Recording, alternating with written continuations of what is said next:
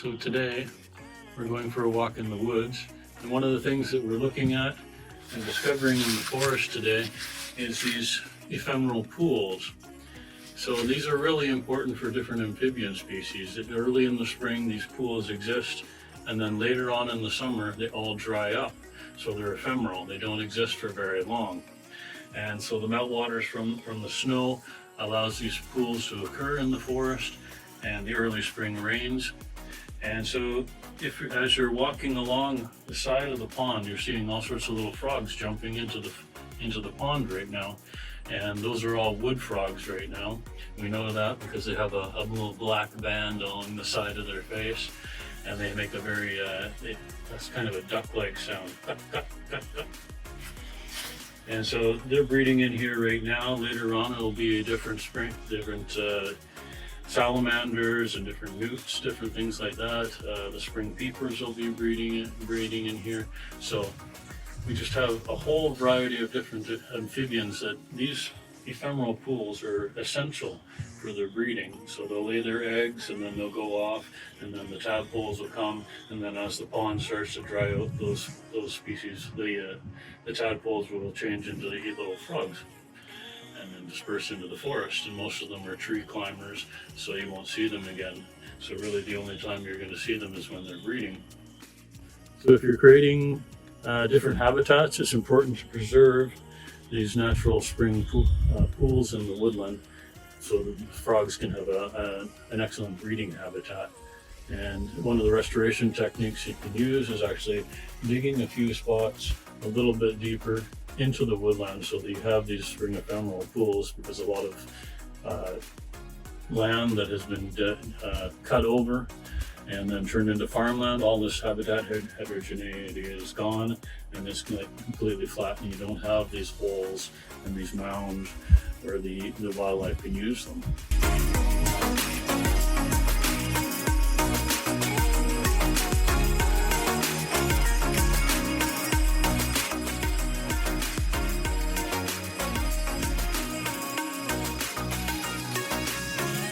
So we've been walking along this trail in this beautiful natural area, and coming along the trail here we found that there's some damage. So we have this ATV trail that's come in here, and they actually were going straight, but people have put logs down here to try to stop them, and the ATVs are not actually allowed into this woodlot. It's a conservation area. And so, but you also notice that the track has gone off to the side, so somebody's tried to block them from going in and disturbing the natural area, and the ATV has just gone off to the side and created a lot. You can see all the mud, and they've dug up a whole bunch of different areas here and created a lot of habitat destruction. And the other problem is that they're also bringing in a lot of invasive species into here, so disturbing the soil, and that allows things like garlic mustard to invade into the area. And they're bringing them in from different areas and causing a lot of damage that way. This is a fairly intact ecosystem here. We have a lot of large trees still. We have medium-sized trees, we have smaller trees, and we have the different canopy levels. So we have the tall trees, we have medium trees, we have these shorter trees that are young, just starting out. And we also got our herbaceous layer. Spring ephemerals and different grasses like Pennsylvania has. So we have all sorts of different levels. So this is a fairly intact ecosystem. We've got good ground cover of different leaf matter, and we've also got a lot of undulation in the land still. So we've got ephemeral pools, we've got higher and drier spots. So having this different type of topography, we've got a lot of dead material, and we've got a lot of moss growing on the dead material, so you know it's a fairly intact ecosystem. And this is the kind of thing that you look for and that you're trying to recreate as kind of what we call a reference ecosystem. You're looking for these intact ecosystems, and then we're trying to rebuild all the components of that, the dead woody material, the leaf matter, the high organic matter on the soil, and the good cover. So you're not getting a lot of dirt exposed, you're getting a lot of closed areas, and then you're getting a good cover of spring ephemerals and species that grow later on. Different things like when you start getting a little bit more light, you'll start getting things like this, which is raspberry. So you can get different raspberry species coming in when you start getting a little more light. There's not a lot of raspberry here, so you know it's a fairly intact ecosystem. The tree falls down and that opens up the light a little bit and then allows the raspberries to grow. So this is an example of a pit and mound. So here I'm standing in the water. That's a little bit of a depression where a tree has fallen down and the roots have created a hole. And then you can see as I walk along that it's coming up. And this is a bit of a mound that I'm standing on. So this was actually a log that came through here, and it's full of moss because it's full of organic matter. And so this log is degraded and created a mound. So that's what happens when you're doing pit and mound restoration. The tree falls over, creates a hole in the ground, and then also it creates this little mound. So the log creates a mound, but also the tip up that has all the soil on it creates a larger mound. So I just wanted to show you this to you. So this is what you're looking for in an older growth forest, is that pit and mound topography and a little bit of undulation to the landscape. And this allows for amphibians to breed in the lower area in the water, and then you have drier species up here on the top of the mound. We're out here walking in the woods and we've discovered a bunch of different spring ephemerals, and we actually found a few seeds. You can see these blue berries, they're quite large, and this is blue cohosh. So this is the berries from last year, and you can collect these, and they actually take a very long time to germinate, many years. You have to be very patient with this species. And over here is the plant just coming up. So you can see it has a bluish tinge to it, so it's fairly easy to identify in the woods. And it grows up, and the berry will have a flower, and it's not a very attractive flower, but it's kind of a greenish flower. And in the fall you'll have these really nice berries that'll be on the plant. And over here we have red trillium. So trillium is one of the native species that's the emblem of Ontario in Canada. So it's a really nice species, and it comes up. You can see it has 3 leaves, and the flowers also has 3 leaves and 3 petals. So it's a really interesting plant, and the smell isn't very pleasant on this one because it actually has blood red flower petals, and that attracts species that go for degraded meat. So that carnivorous species that are eating meat, and the species that are attracted to that, like flies and carrion beetles and things like that, will be attracted to that. Here we have a dogtooth violet, one of the first ones flowering. Look at that. Beautiful. See its mottled leaves. And then it has the delicate yellow flower. Just turn it gently so we can see. And that's one of our first spring ephemerals up. And it's beautiful. This is what we call a long-spurred violet. So it's a long neck tree. And so what's unique about that is it has to have a specialized pollinator that has to have a tongue long enough to get the nectar at the bottom of this long spur. So you can see different violets have different specializations, and the pollinators have to match that. And that's what you call coevolution. They evolve together. The spur gets a little longer, and the insect's tongue gets a little longer over time, and they become more and more specialized for different species.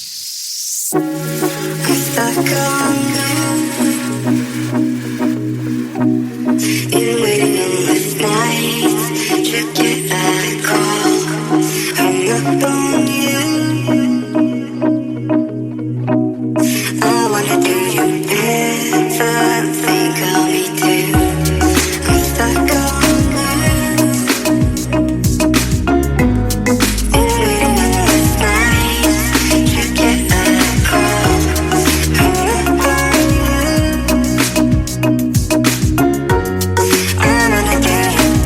Here we have skunk cabbage. And down below, it's a little hard to see down there, but this is the flower. And what this does basically smells like rotting flesh. So a lot of flies and ants and that sort of thing will come and they'll pollinate this. It's one of the first flowers to come out in the spring. It's a little bit late for this one, because we're into April, so it's already started to degrade down a bit. But it will actually melt. Skunk cabbage will melt right through the snow and be the first flower to come up of the year. And so this one's pretty much finished. Yeah, it's a beautiful plant. If you crush the leaves, this really bright color this time of year, and the leaves will get much, much bigger. If you crush the leaf, it's skunk cabbage, so it smells skunky. Doesn't have a very pleasant smell to it. Ooh, we're in for a treat here. Let's look at this.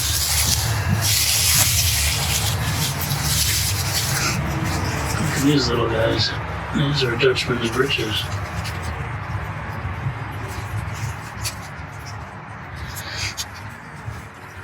Has this feathery leaf,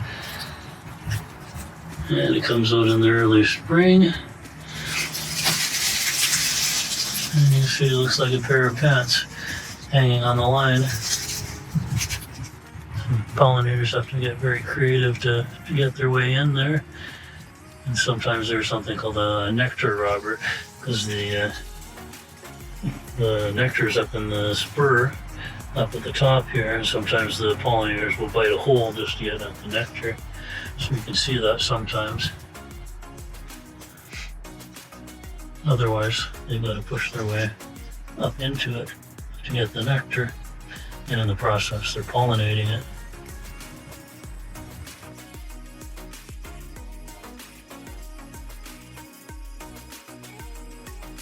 It's a really beautiful plant. This is Virginia bluebell. So we're a little bit early for it, but it has really beautiful flowers. And the bees really love this one, but it'll have hanging blue flowers a little bit later on. We're a little bit early in the season. That'll have to come back. But I just wanted to mention that one of the things when you're looking for rare species and showing them to the public, you always want to make sure you turn off your geotagging function, because people can find your location from the geotag, and we don't want to share locations for things that are rare, because people will come and dig them up, and soon you'll have no rare plants. So this is another invasive species. You can see it all over here. It's not flowering yet, but you can see that it's covering vast areas here. All the forest under here is covered with it. This is a very disturbed area of forest.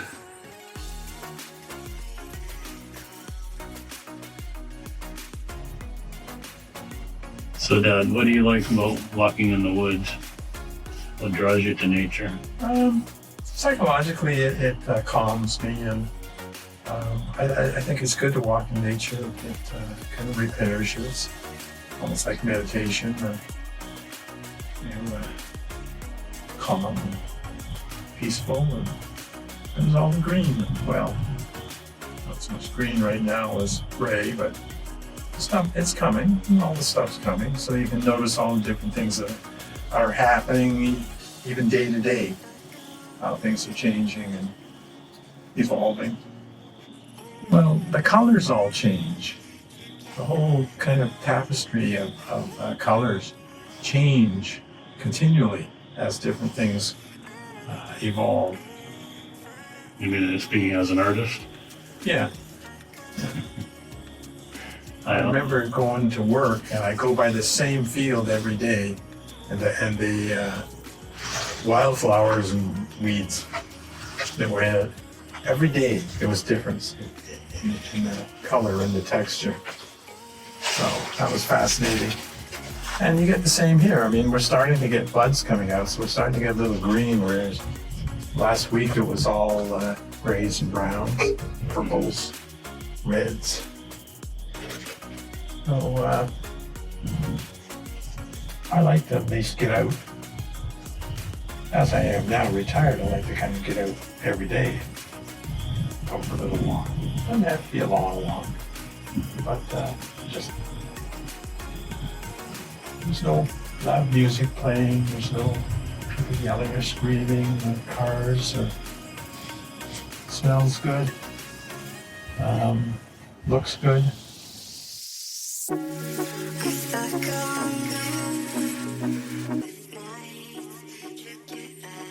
Taking a look at these wild leeks. Oh, look at that. They even still have seed from last year. There's little black seeds here.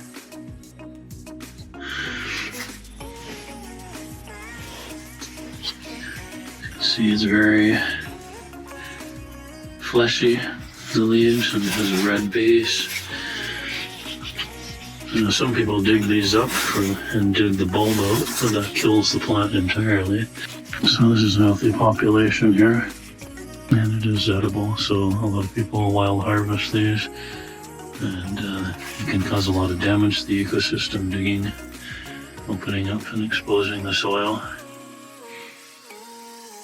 So I recommend not digging them up, and if you must eat them, then just take, you can see they've got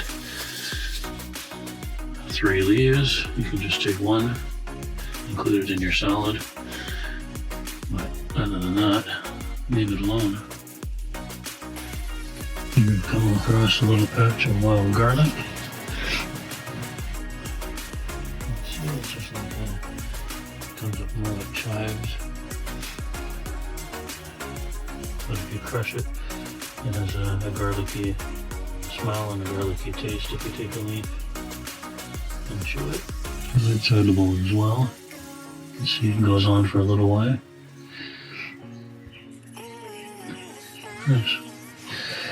Nice little patch here.